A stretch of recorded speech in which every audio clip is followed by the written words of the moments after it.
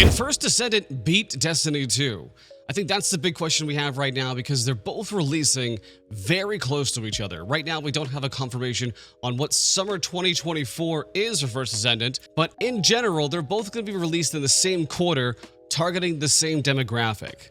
If you guys don't know what First Descendant is, it is like Warframe and Destiny kind of had a baby. It's a third-person action looter shooter. Had an open beta recently, and this was right during the whole Bungie fiasco. But what surprised everybody was the fact that First Descendant also announced, but due to all the overwhelming feedback they received, they decided to push their game back also to summer 2024, and that's where I have a lot of concerns, frankly, because you're hitting the same demographic and the same market in the same time. There's not enough air at the top for both games to survive. And I think it'd be very smart of First Descendant to actually release in August or September and kind of give Destiny 2's final shape the room that it needs to breathe and die, because frankly, live service games just kind of have a natural flow to them. And if the First Descendant decides to release near June 4th, where the final shape is actually releasing, it's not gonna do that well.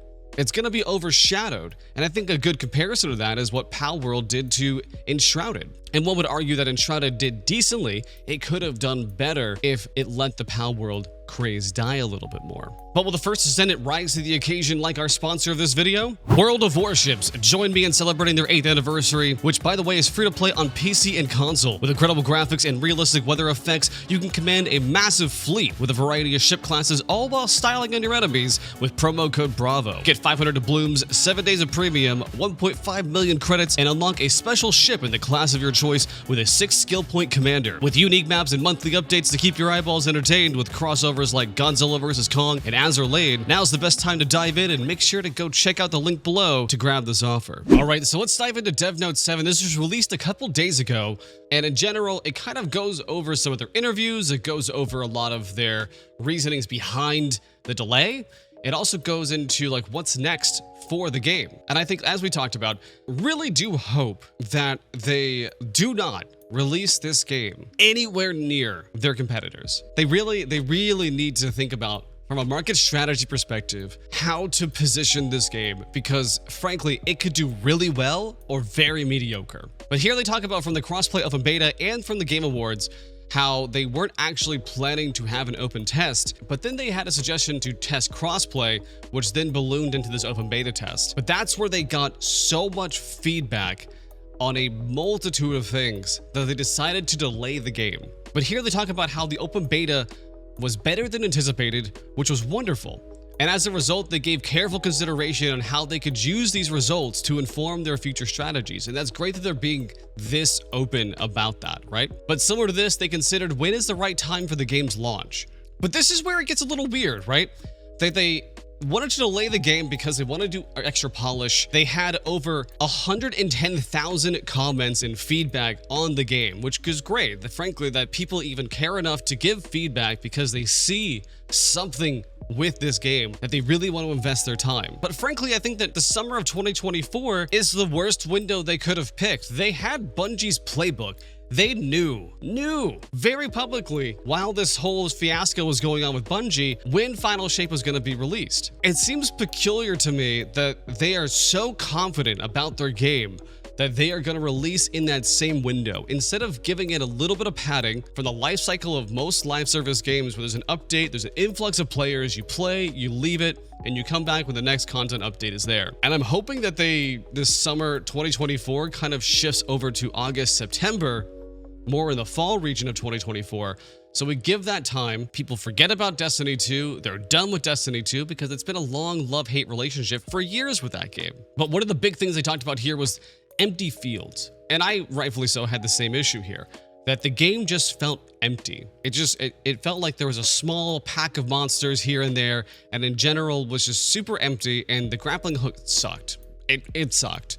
It wasn't what you thought it was. It didn't have any weight to it. It just like pulled you towards wherever you aimed. It wasn't great. You couldn't do like the infinite swings you do in Destiny 2, which frankly, like that's where they need to be. That's the gold standard, right? But from that feedback, the dev team was better able to prioritize the work to complete for launch, and to also identify challenges but critical issues that they needed to improve to be successful. But one of the big interesting changes that they did for this, right, that they mentioned here is a small spoiler alert that the Descendants will work with the main character. So I'm guessing now it's very Warframe, right? Where you have a main character, you're a child or you're the, controller of these Descendants. And that they make significant appearances as NPCs in the main story. Additionally, they're developing original storylines for Descendants to give them more characters and a narrative path. And they're also preparing more richer in-game cinematics. So they're really trying to give it this polish that it really does need to be successful. And I talk about the empty fields, which is a very hot topic, they say. But in general, we can summarize this whole thing into they're going to improve it. There just needs to be better set dressing, possibly more mobs, and we'll see, right? But only time will tell when they actually launch this game if they fix that.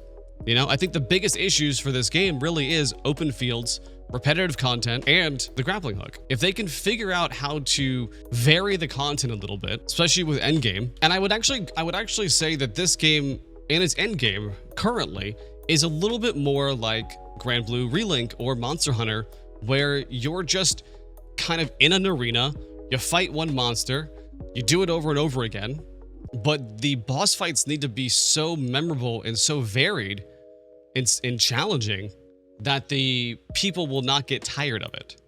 So they also have other tidbits. They're talking about how they're adding matchmaking to dungeons and how there's going to be different avenues to earn loot, which I think is great for them to kind of add that. So it's not just like, hey, you have to raid, you have to do this one thing to get the loot. Because I think that was kind of the downfall of Destiny, or you had to do a Sherpa group or whatever else it was, and it just wasn't fun.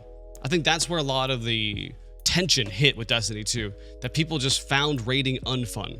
So it's good to see that they're doing different quality of life improvements and they're actually thinking about different avenues on how to appease different types of players that are going to play their game. But they also mentioned here about the live service, that they are a live service game, there'll be constant updates, and they think that endgame content will last you about 3 to 6 months. And after that point, you're going to lose interest in that said event. I would argue it's 3 months. I think they're a little bit ambitious here, that they think that 6 to 12 months, people will get tired of doing the same thing over and over again. When in reality, you can look at any other game and the content drip is every 3 to 4 months now. You have to have something new and shiny or they're going to lose interest.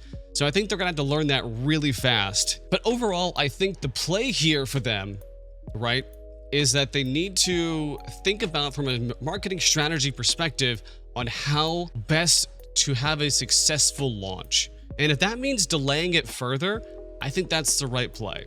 I think the further they can distance themselves from Destiny, the better off they're going to be. Like, they're not going to... Warframe is just there. It's just going to continue to grow its player base, but it doesn't have like these major launches, I would argue, that Destiny 2 does.